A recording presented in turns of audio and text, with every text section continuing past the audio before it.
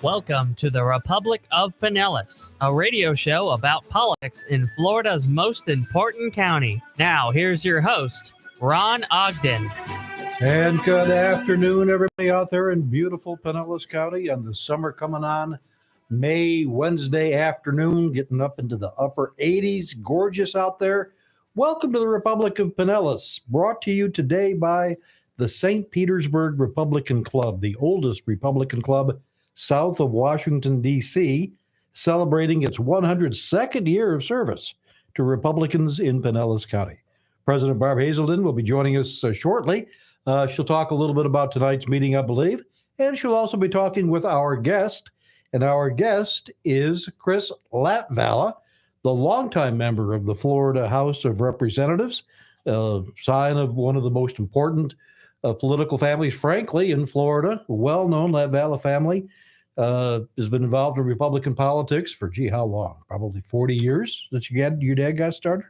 Yeah, I started waving signs when I was 12 years old. Okay. And haven't stopped since. And you have been in the House of Representatives now since 2014. 2014. And you were being term limited out. And we'll talk a little bit about your candidacy coming up for a different seat and about the county.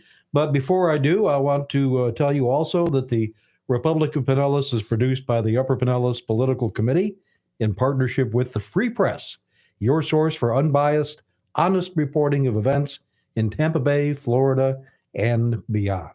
Click on www.tampafp.com. For years now, the Pinellas County Commission has been dominated by Democrats. It's a 7-member panel. 4 of them are Democrats, admittedly, and 3 are Republicans. One of those Republicans, Kathleen Peters, has enjoyed a reputation as a solid Republican for a long time.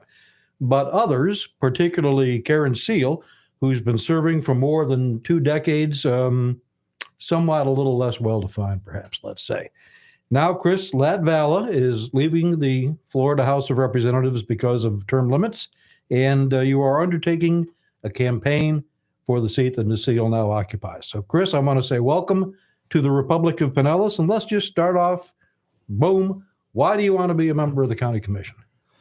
Well, I believe term limits are a good thing. I enjoyed my time in Tallahassee. It was an honor. I especially enjoyed the last couple of years having Chris Sprouse as our speaker. I served as his education chair while we passed some very contentious legislation that I thought was a no-brainer, but some other folks got pretty up in arms about.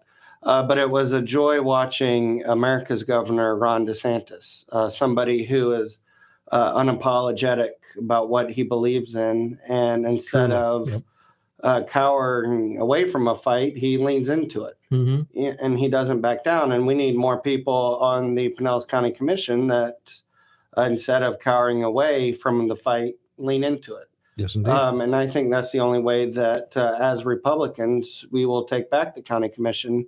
For almost 50 years, we had control of the county commission until I believe it was 2010 when we lost it. Yep. And so, one of my goals is not just get elected to the county commission, but transform it in a conservative manner. It doesn't really matter if you're a Republican if you act like a Democrat. Karen Seal has been on the commission since I was in high school, since 1999. But she, oftentimes votes with Democrats. During the pandemic, every single county commissioner except for Kathleen Peters voted to raise our taxes. During the pandemic. But business was shaky, to say the best. Right. And I would call the pandemic a time that we needed fighters on our side. And, Dave Eggers, I consider a friend. He's a nice man, but he's not exactly a fighter. We need fighters on the county commission on our side. And during the pandemic, he joined in with Karen Seal and they joined in with the Democrats, and Kathleen Peters was standing alone in that fight. And I can tell you that I've never been accused of being bashful in the Florida House. And, I've created, some stirs during my time up there, I think for good things.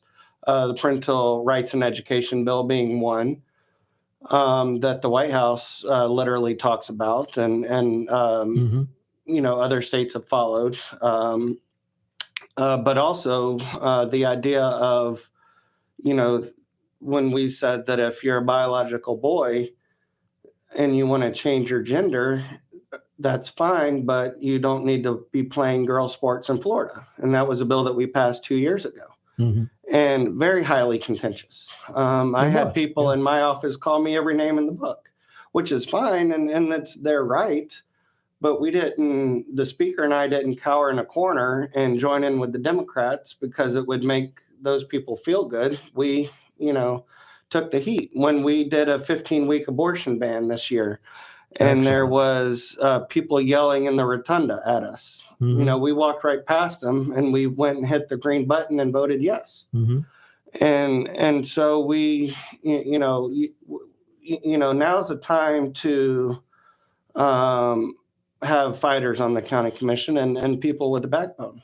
And I agree. That's a very, very good point. I'm going to pick it up again in just a second, but I do want to say that if you're listening and you'd like to talk to Representative Lad Vallet about the future, about his run for the county commission, or for that matter, about state matters, please call 441-3000, and I'm sure we'll take your call and enjoy your questions.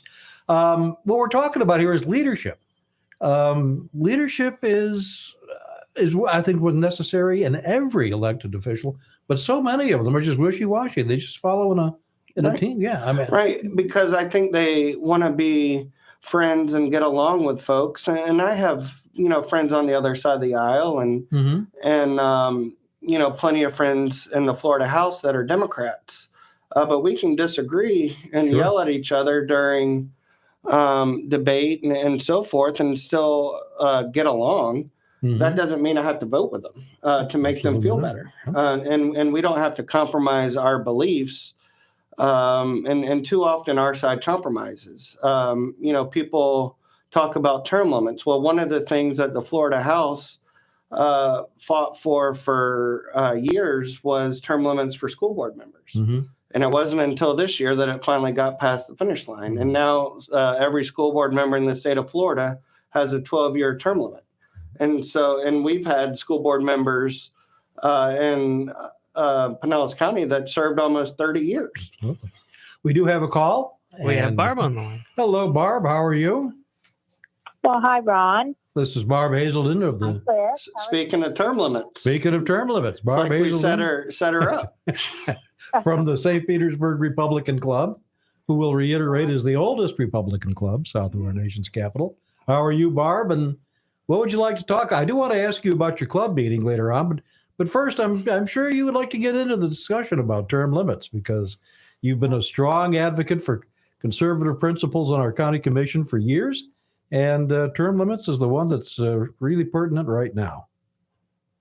Well, I think it is just an amazing thing to watch the Pinellas County Commission because they are so emboldened and will take action that really is just breathtaking. Because I think that they are so emboldened because they don't have any term limits. They've managed to build up individually and as a body. They've managed to build up such a force of power, and therefore they don't listen to the citizens. They will do things, for instance, like if they're trying to get something through, they'll set up surveys and send out surveys that have basically, answer A, B, or C, any one of which is fine with them, because it's their answers. They put in A, B, or C, and then they'll use those survey results to push forward with their project, saying that everybody wanted either A, B, or C, which falls in line with their project, if you know what I'm trying to say. I absolutely do. And just setups on things, and so as you know, I'm part of 8 is enough for Mhm. Pinellas County Commissioners, and it's a petition drive by citizens to get a question back on the ballot for November that says 8-year term limits on county commissioners. And I'll ask you formally, Chris, how do you feel about that? Well, and we can also ask Barb because I was with her last week whenever I signed one and gave it to her. Mm-hmm. And I made the mistake of not taking a picture or video of me doing it, and I didn't really think about doing that. But it's, it's something I'm very supportive of, and I can promise you that I'm not, if I'm honored enough to serve on the county commission, I'm not going to wait till I've been there for 7 or 8 years to bring it up. I'm literally going to bring it up the very first meeting that I'm there. Mm-hmm. And I'm not running to get friends on the county commission. They spent 30 minutes in the meeting last week calling me arrogant. One of them said I needed to grow up. The best part was Pat Gerard, who said she hopes that if I get elected, I act like the rest of them whenever I'm there. Become just as progressive to as what they I are. would say is that I guarantee that I'm not going to act like the rest of them when I'm there. Mm-hmm. But it's just, they get emboldened and they're just full of arrogance, and they think that they're genuinely better than other people. Barb, how's the program going now? The 8 is enough effort. Are we collecting a lot of petitions? I will tell you that I think we're just on the cusp here of going viral. Okay. So there's so much going on, and I don't, I'm very encouraged. We need a break or two to make this really go over the edge. So we need 56,000 petitions by mid-July. Anyone that might be listening, what we need you to do is to walk your Mhm. own neighborhood and Absolutely. get petition signed.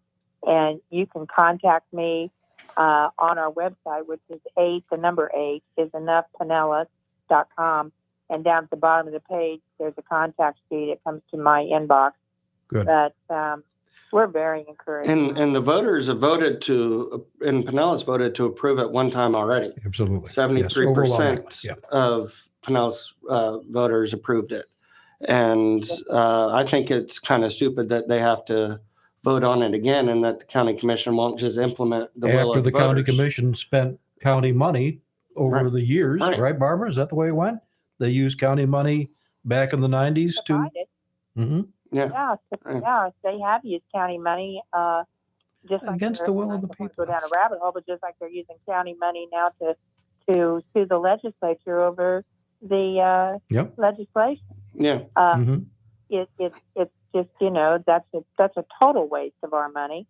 And if the two commissioners want to fight this action that comes under this legislation, then they should get their own personal representation and do that. Absolutely. And I think that if this gets on the ballot, it will get upwards of 80%.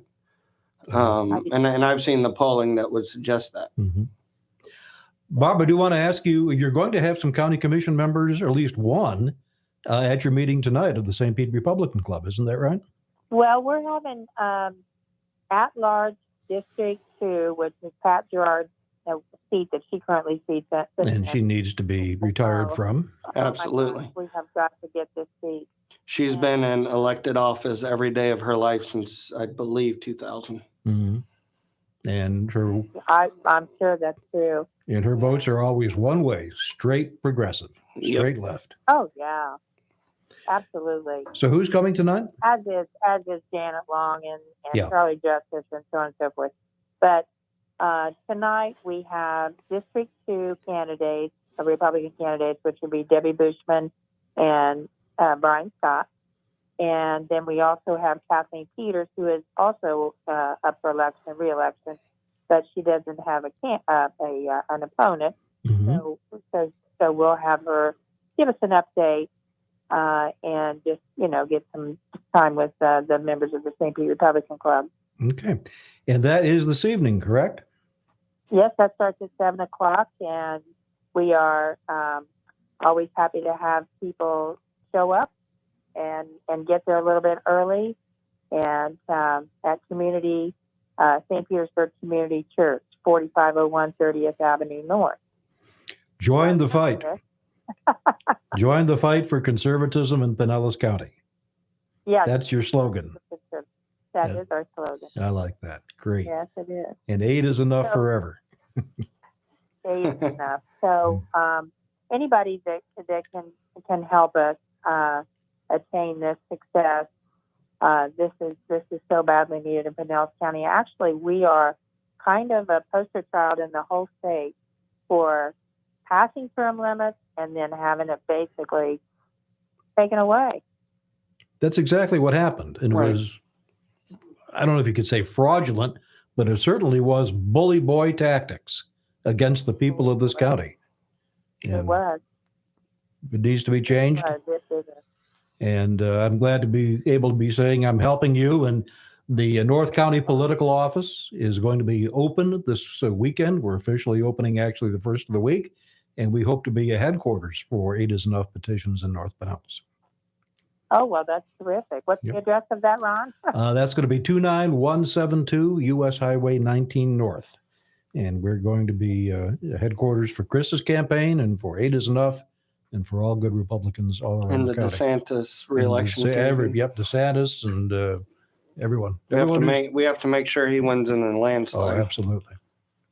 Yep, that's right. Thanks, If Barb. you're just listening and you'd like to get a petition, you can get that off of the website also. And the website is 8 is enough. 8 is enough. 8 is enough. .com. Okay. So thank you for Okay, you're welcome. allowing me to again. Okay. All right. All right. Take care. Bye-bye. Okay. So, Chris, yeah, I mean, we seem to be coming up to an inflection point. If you don't mind me saying so, I think that for the past 6 years or so, the county commission has been notable for, I don't want to say complacency, but it might be a good word. I mean, they've had things all their way. They haven't had too much pushback. They've had a skilled and large administrative apparatus that they could bring to bear. Still, things have gone wrong in a lot of ways. But isn't it about time that the county got shook up a little bit? Right. And they brag about how well they get along with each other. Mm-hmm. And I don't know if that's something that when there are 4 Democrats and 3 Republicans, you should brag about. And I mean, you can work together well and have, respect each other. You don't have to, be nasty. But you don't have to get along all the time. You can say no in a quiet way. Right. Yeah, absolutely. Good. Well, we are going to talk some more about the county, and we're going to talk about this lawsuit in just a minute, too. And we will be back here on the Republic of Pinellas with Chris Latvala and Ron Ogden on WTAN, TED Talk Network.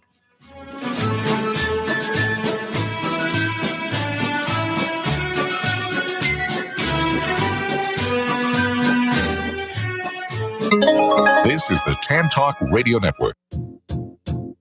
Hey Tampa Bay, Tammy here with the BCC Coupon Book. Tune in during drive time every Thursday, 5 to 6 p.m. on the Tan Talk Radio Network to hear the BCC Coupon Book radio show. We feature local small business owners with great deals for many services and restaurants in our listening area. And anyone interested in branding your business and getting your name out there, give us a call at the BCC Coupon Book, 727-804-6082. Have a great day, Tampa Bay. Thinking about starting your own business? Then you need to listen to the Entrepreneur Opportunity Hour every Thursday from 6 to 7 p.m. There's nothing more rewarding than starting your own business. Gene and Mr. Dukes will bring you tips and advice from themselves and other entrepreneurs that will help you get started. Have you already started your own business? Then call in and share your story to help other entrepreneurs. That's the Entrepreneur Opportunity Hour every Thursday from 6 to 7 p.m. right here on the Tan Talk Radio Network.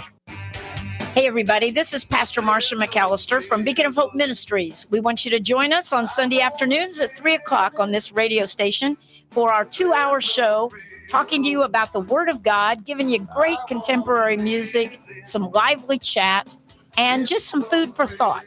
You'll be encouraged to know how very much God loves you and how He has a plan for your life. Join us this coming Sunday at 3 o'clock on Living the Good One.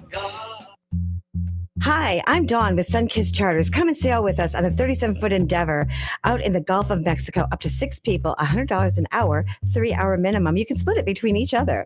Pet friendly, bring your own food, drinks, restrooms on board. Make it a memory maker. Call 727-871-7788 or call 727-315-4936. SunkissedCharters.com. We'll see you out at the Gulf of Mexico. This is the Tan Talk Radio Network.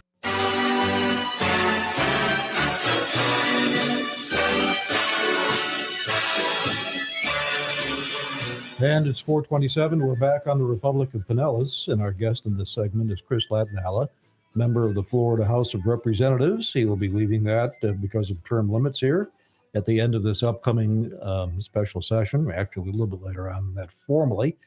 But he is a candidate for District 5 of the Pinellas County Board of County Commissioners, a seat that's been held now for the past 23 years by one person, Karen Seal. You know what? 23 years is an awful long time for any one person to have any job. There's no promotion. You're just there. The same routine things happen day in and day out. After a while, one would think you get a little bit stale at this. And to tell you the truth, if you look back at the history of the county and some of its the directions that it's taken, issues that haven't been addressed, issues that ought to be addressed, such as the rapidly rising cost of living in this county, affordable housing, and other things like that, isn't part of the politics the idea that you move on after a little while? Well, that is the idea. 23 years ago, I was getting ready for my prom. Mm-hmm. But I think after a while, you need fresh blood and new perspective and new ideas. It's amazing that, if you talk to a county commissioner, they will say, oh, I need one more term. And, if you just allow me to have one more term, I can, make some kind of big difference. Cure all of Pinellas County's, ills. And the same thing with all due respect, with Commissioner Eggers up in North County, Mm-hmm. who, signed a petition for 8-year term limits, but now he wants to serve 12 years, because he needs at least one more term to get whatever he needs accomplished. And, but at some point you need new blood and new ideas because they get stale, just like in the legislature. Absolutely. Well, let me ask you about that. You have been, perhaps you would continue in the legislature if it weren't for term limits, but what do you think has been both the positive and the negative of term limits, the 8-year term limits in the Florida House? Oh, I support term limits wholeheartedly. And Mm-hmm. during my farewell speech in, I guess it was in March when we ended session, all seniors and people leaving the House give farewell speeches. Mm-hmm. And then the speaker says something about that person. And during my speech, I alluded to the fact that in talking about the speaker and my friendship, that there were times that I didn't want to run for reelection. And he, talked me into it. And, Mm-hmm. and then he talked during his part of the speech about how, he talked me into running again. And so there were even times of the past 8 years that I wasn't sure if I was going to run for reelection. So, there's going to be, some of the people that I'm going to miss in Tallahassee and part of the process that I'll miss, but I'm not going to miss being a state legislator because I never thought that I was anybody special. I never had a specialty license plate. I never wore the Florida House lapel pin or anything Mm-hmm. like that. I'm just, I was the same person before I got sworn in that I am now. And, these political positions are temporary. It doesn't matter, what they are. Yeah. Being a Pinellas County Commissioner is not President of the United States. Mm-hmm. At the same time, there are so many people who think that they inherit this position. Right. Right. And I don't understand where that comes from. Right. I mean, it's arrogance. Well, did you run across it in Tallahassee where you had people that felt like they should be allowed to be there as long as they wanted to be there? Oh, yeah. I mean, people that get, full of themselves and people that think that, they're there to be somebody, not to do something. Mm-hmm. And that's true of both parties. That's not just a Democrat or a Republican thing, but I'm proud of the things that, that we got accomplished, but it's somebody else's turn and the district that I represent to do it. But nobody should take ownership. A political position is not something you own that you have a title to. Right. And if I'm friends with the next person that succeeds me, for instance, I'm supporting Kim Burfield. Mm-hmm. And if she wins, I'm not going to text her how to vote. I'm not going to call her and give her advice. If she wants to call me and talk to me about something, I will. Mm-hmm. But it would be her time to represent us. Mm-hmm. And, it's my time to take a back seat and watch and be a citizen. Let's talk for a little bit about the state of Florida, the broader picture, and Ron DeSantis, his governorship. Mm-hmm. What has changed in the state since the governor was elected? Do you perceive a change in the attitude of the people of Florida toward a broad variety of issues? Is Ron DeSantis, is he pushing his way through on his own to some of these social issues, or is there the people behind him? What do you see? Oh, I mean, I think that he has a legislature's support. Mm-hmm. There are ideas that, originate in the House or the Senate that he buys into. There's ideas that his office may present us. Mm-hmm. But, there's a phenomenon there that clearly was not there with Rick Scott. Mm-hmm. For instance, the other day he was at Frenchie's on Clearwater Beach. And it was just for a press conference and to announce some funding for environmental issues. Mm-hmm. And when he walked through, and this was middle of the day on a weekday, when he walked through, the whole place started cheering and chanting his name, and people were saying, "Run for president. We love you, Ron." Mm-hmm. And the press conference was out back. And while we were standing there, there was, people from the beach, could notice that there was something going on. So they walked over. Mm-hmm. And there was a guy that was in his bathing suit, at the beach wearing a Ron DeSantis hat. No good. And so, I mean, there's something that he's tapped into that is very much Trump-like. He's the smartest governor that I served with. Mm-hmm. And he's tapped into the everyday Floridian. And I think it was how he responded during the pandemic, when he, was very adamant of keeping schools open and people were yelling on the other side, "You're going to kill all these kids and thousands of teachers are going to die because of you." Mm-hmm. And that didn't happen. And there's numerous things where he's, stood up for what he thought was right. And the consequences, will be what they are, and nothing happened. And I think people gravitate towards leadership. They don't like meekness. I believe you that you're right. And, he is, a little bit of a tough guy at times. Oh, yeah. And like Donald Trump was. And some folks, there's snowflakes, if you want to call them that. Some folks just kind of melt in the sun, of a strong, warm personality like that. Yeah, and he's vetoed budget projects of mine before. Mm-hmm. And so, is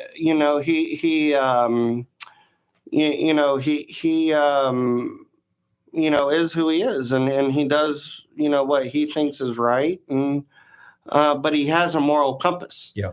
And he knows, he knows who he is. And I think that he wakes up every day, wanting to fight for Floridians. There's a lot of Republicans I won't say a lot. There are some Republicans, there's a few, and they're very loud, that seem to have a real issue with conservatism. Some of the folks in Tallahassee are that way. Some folks have projects. Some folks have different attitudes in different parts of the country.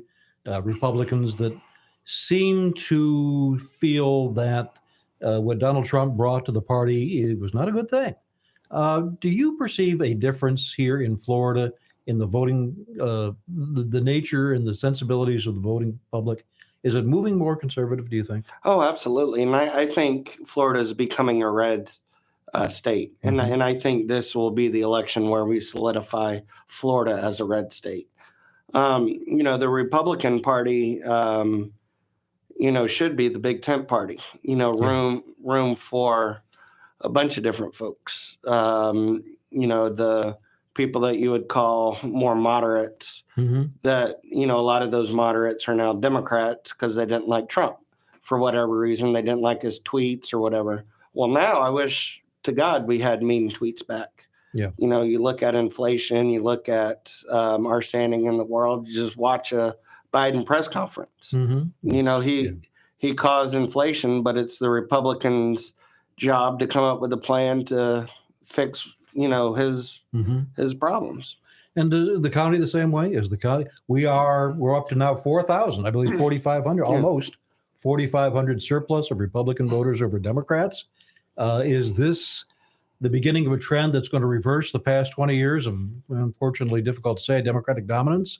Well, I hope, and this year I think is a big, we'll go a big way towards that. If Pat Gerard can be defeated, because I think Pat Gerard arguably is the strongest Democrat on the county commission.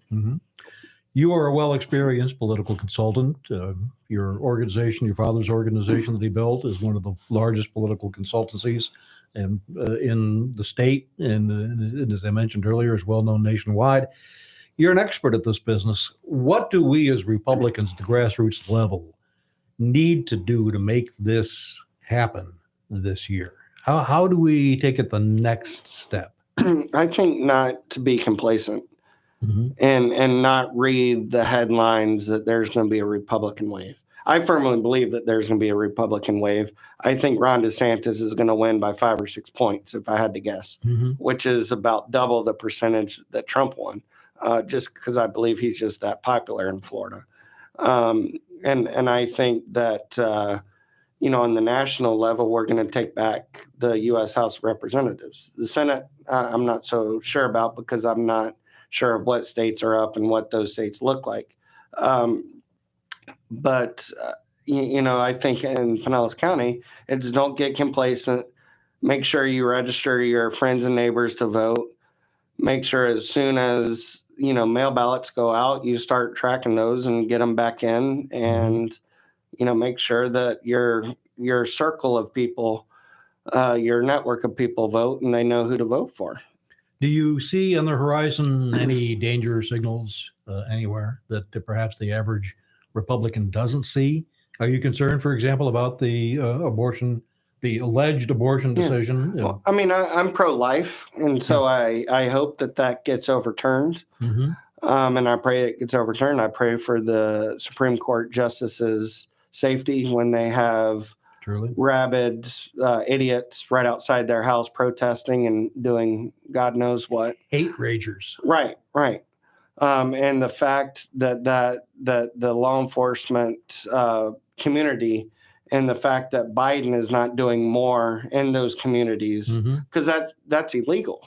You cannot protest outside of a judge's house. Right. Or a jury's house while there's a case pending. And it's still pending. Right. Yep. And so the fact that Biden will not do something about that, and I think it's more on Biden than law enforcement. Well, he's supposed to be the chief law enforcement officer. Right. And so, the fact that Biden's not intervening is telling. But I hope it gets overturned. But to your point, I think that, that could be an issue that gives Democrats some sort of momentum and some sort of energy. But then again, if they take a vote like they're doing today in Washington that says it's okay to have an abortion until the moment a baby is born, then Republicans have won the argument. It's barbarity. Exactly. Because the next time it's going to say, all right, well, if the baby's 2 weeks old, they can't feel pain. Yeah. Because if you can feel pain now, but you can't feel pain in 30 minutes, that's just... It's illogical. It does not make sense. It's barbarity. Chris, how can people get involved in your campaign? My website is www.chrislatvala.com, and I'm on Facebook and Twitter. and I'm running in District 5. The county commission is suing to try to get that election thrown out. And if they're successful, then I'll have a decision to make. Okay. My intention is to run this year because I don't believe in, and I don't mean to sound arrogant, but I don't believe in waiting my turn or letting somebody else dictate when I run. So any events coming up, fundraisers, anything? That is a good question. I don't believe so. As qualifying gets closer, I will be having some events. Good. And I'll be at the North County headquarters often. Representative Chris Latvala has been our guest the past 40 minutes here on the Republic of Pinellas. We thank you very much. Appreciate it. And we will be talking with Tina Deskovich from Moms for Liberty in just a few minutes here on the Tan Talk Radio Network. Thanks, Chris.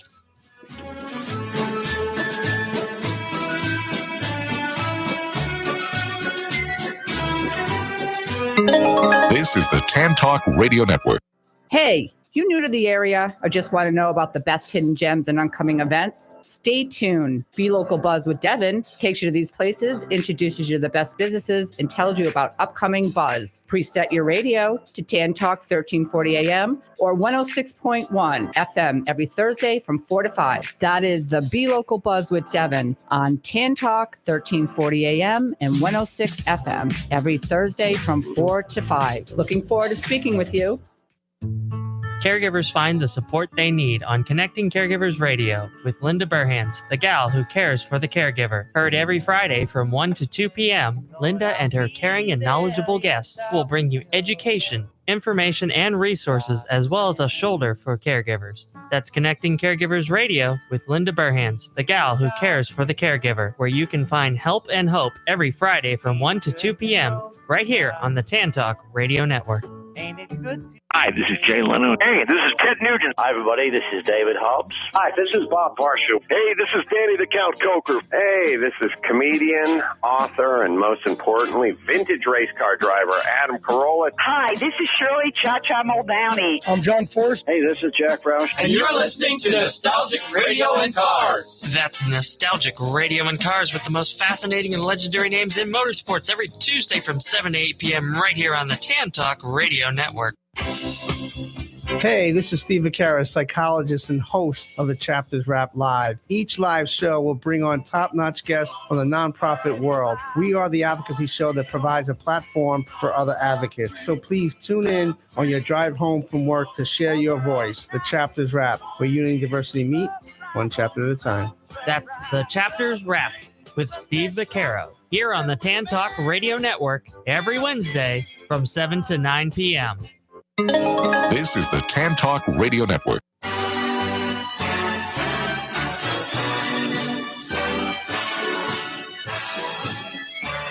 Thanks again to Chris Latvala. And before we talk to Tina Deskovich, I do want to tell you that the Free Press, I want to tell you about that. It's an online news service for Pinellas and the Tampa Bay area. And, you know, we don't have to depend anymore on the old-fashioned left-leaning media control of the legacy newspapers. You know what I'm talking about. And the TV stations around here, because the Free Press is the source for us at www.tampafp.com. And if you'd like to support the Free Press as well as the Republic of Pinellas, reach out to Joe Cleary, Senior Vice President for Advertising at 813-679-0290, 813-679-0290, or you can email him through www.tampafp.com. Tina Deskovich has a long record of fighting for students and parental rights in Florida and at the national level, too. She was elected to the Brevard County School Board in 2016, selected by her peers to be the vice chairman in 2018 and chairman in 2018. And she was a member of the Florida Coalition of School Board Members and served as that organization's president in 2018. And she currently serves on the boards of several nonprofit organizations over on the East Coast. And she joins us today here on the Republic of Pinellas to tell us about an organization she co-founded called the Moms for Liberty, and it's going to have a national summit, interestingly enough. So good afternoon, Tina Deskovich. I hope I'm saying your last name right. Is that correct, Deskovich? Yeah, you're saying it perfect. Okay, wonderful. Much better than even some national Fox News host. So good job. Mm-hmm. Well, again, I'm glad that you're with us. And please tell us a little bit about what is Moms for Liberty? What's its goal and how does it do what it does? Sure. So myself and my co-founder, Tiffany Justice, she's a former school board member from Indian River County, served from 2016 to 2020 also. We saw a lot while we served on school board. We learned a lot of skills. We like to say we saw behind the education curtain, the things that really go on, the imbalance of power, the power the unions have, even here in Florida, the lack of power that families and students have to make decisions for themselves. And so as COVID unfolded, we kind of saw that America was waking up to that. And so we decided to launch Moms for Liberty, and our mission is to empower parents to defend their parental rights at all levels of government. Thank you very much. Our main focus is school boards, since that's what we know best. And I'll tell you, we launched January 21st of last year, and we've grown to 195 chapters in 36 states. Wonderful. And it's all headquartered where? It's headquartered here where I am in Melbourne, Florida. Okay, very good. Now, how do you do it? I mean, are you a lobbying group? Are you an advocacy group? Do you march up and down in front of schools? How do you achieve your goals? Yeah, that's a great question. So we organize in chapters by county, and one of the things our chapters do, one of the most important things they do, is they hold monthly chapter meetings. And what they do in those meetings is they pull their local school board agendas, and we teach them about a school board agenda, about school board budgeting, which is actually very complex, where they hide things in those budgets. We teach them about consent agendas and how they hide things in there. We teach them how to public records requests and to do some research to see what the curriculum is. Our chapters are spending thousands of hours reviewing library books and textbooks. And then they work with their school boards or against their school boards to create the change necessary to straighten up public education. Ultimately, what we do is we work to replace school board members that are not standing up for parents and families. Okay, good. I see on your website you have a phrase that I enjoy very much. It says, joyful warriors. Tell me about the origin and meaning of that phrase. Yeah, so, Tiffany, my co-founder, says it best. She says, we are going to fight like, she says, H-E-L-L, but I'll say heck. We're going to fight like heck, but we're going to do it with a smile on our face. We're moms. We want to be respectful, responsible. Our kids are looking at us. We want to behave in a way that they'll be proud of us, but we are not going to back down. We are not going to roll over. We are not going to let them do to our children what they've been doing the last several decades. Before we get into the specifics of the event that is coming up in Tampa in a couple of months, let me ask you this, Tina. How did things get this way? That there was even necessary for an organization like yours to arise to defend the fundamental rights of parents and children to be families and to put families ahead of school bureaucracies? It's unfortunate, isn't it, that our organization is necessary. I think, it's come at us from a lot of directions, but mostly we've got complacent. My children grew up in an A district, in an A school, and for many years, just like every other parent, if that's your situation, you think everything's great. He's doing great. He's doing great on tests. He did great on the state test. I'm just going to live my life and do my things and ignore that. And then also, conservatives just kind of gave public education to liberal-leaning organizations. They let them take it, and conservatives have focused on school choice for so long, which don't get me wrong. We support school choice 100%. Absolutely. Right to homeschool them, private school them, whatever you want to do with your child, that is your decision. But 85% of students are still in public schools. The majority of American children are in public schools. And conservatives have turned their back on that. And, that's the point of our organization, because we cannot let 85% of Americans grow up and be indoctrinated and then turn them out to be voters in this country and maintain our form of government in the next 10, 20 years. I'm so struck by your use of the word complacency, because before you tuned into the program from over there in Melbourne, called in, talking with Chris Latvala, we were talking about how the situation here in Pinellas County, in our county government, got to be in the dire straits that it's in. And he said the same thing, complacency. it's a terrible thing. It's a human thing to kind of sit back and put your feet up and have a cold one and not worry about anything. But how do we fight this? How do we get people in the political process to get involved, to start putting their heart into things again? For us, we are shining light and exposing what's happening. And every time we do it, more people join us. So, one of our tools that we use is speaking during public comment at school board meetings about what we're finding and seeing. And when that happens, somebody watches that, or we record it and we share it and they see it and they're shocked. Half the time they don't believe us. We have to go prove it and, send them the actual stuff from the district because they're shocked at what's in there. And so one by one, we are waking up moms all over the place. Again, COVID, as horrible as it was, and schools closing and people having to school from their dining room table through Zoom was awful for students, but it woke a lot of parents up, and they're still waking up. We're growing every single day.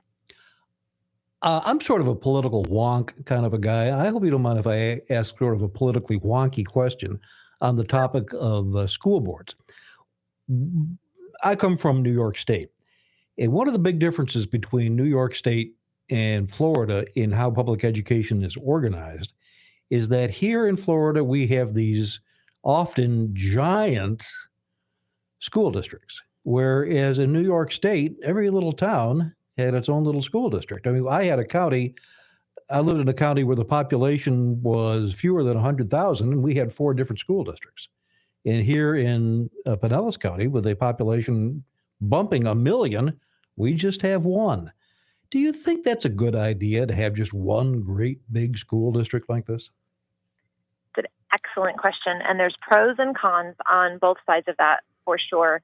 I think our school districts in Florida are too big. The positive side of that is the state can call together a meeting with just 67 people and have every superintendent in the state and get their messages driven down into districts. Trainings and such pretty easily, which is really nice when you're trying to move forward programs that are helping children.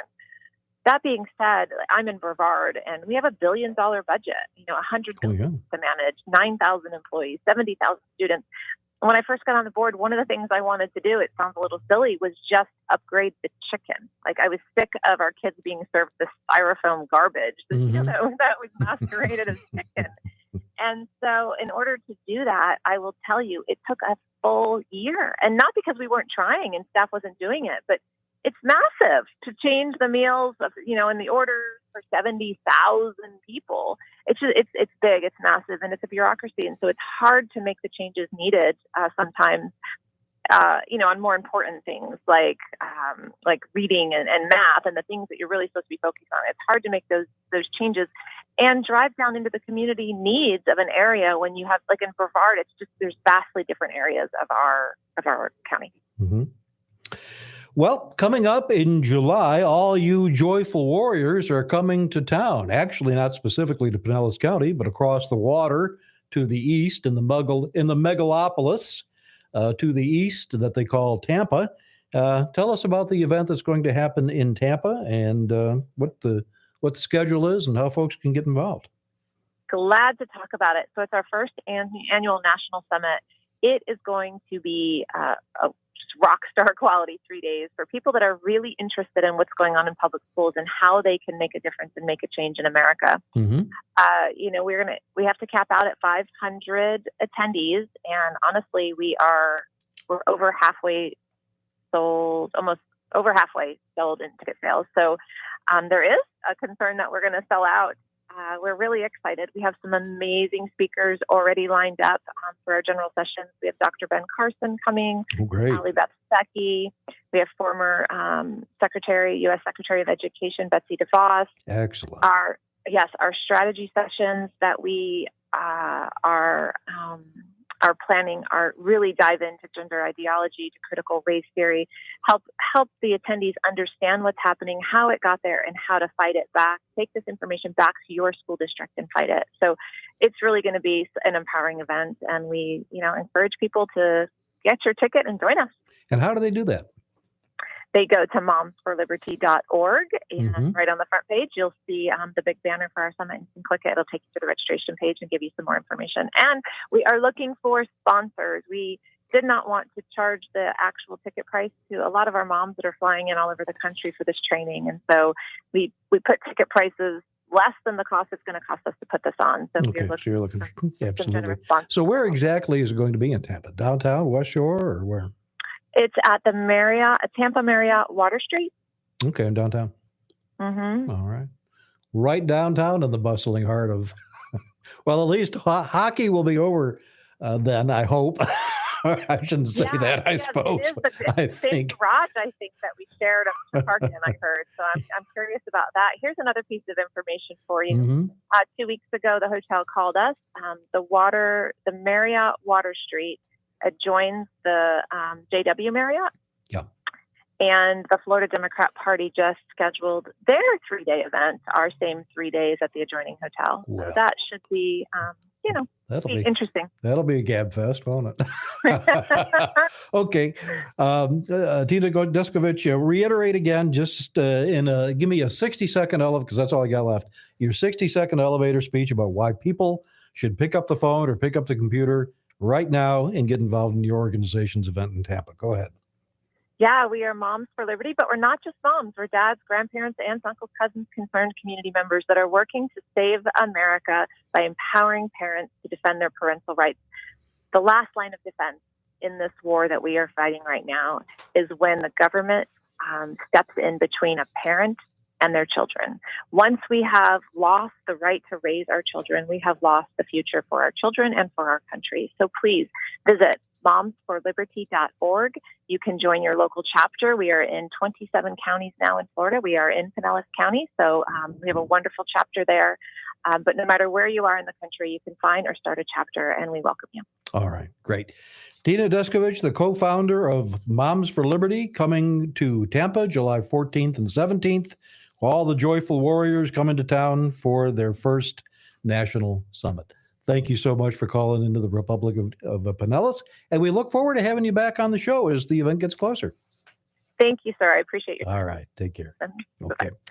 And quickly, I do want to tell you that the Republic of Pinellas, produced by the Upper Pinellas Political Committee, is partnership with the Free Press, and also brought to you today by the St. Petersburg Republican Club, serving the city and Pinellas County since 1920.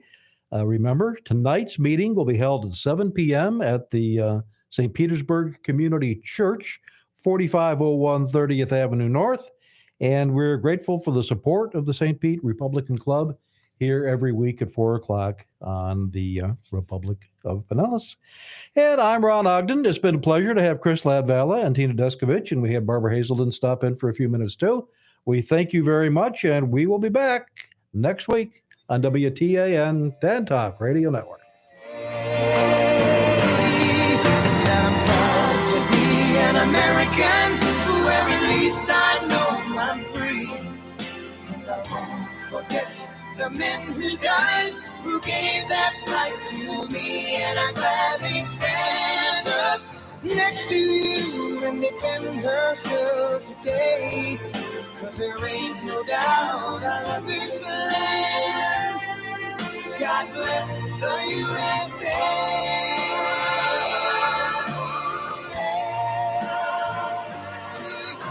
I'm proud to be an American, where at least I know I'm free. And I won't forget the men who died, who gave that right to me. And I gladly stand up next to you and defend her still today. 'Cause there ain't no doubt. WTAN Clearwater, FM 106.1, WDCF Dade City, FM 102.3, WZHR Zephyr Hills, FM 104.3. Listen. This is CBS News on the Hour, presented by Indeed.com. I'm Monica Ricks in New York. A vote to codify Roe v. Wade fails in the Senate. On this vote, the yeas are 49, the nays are 51. 3/5 of the senators duly chosen and sworn not having voted in the affirmative.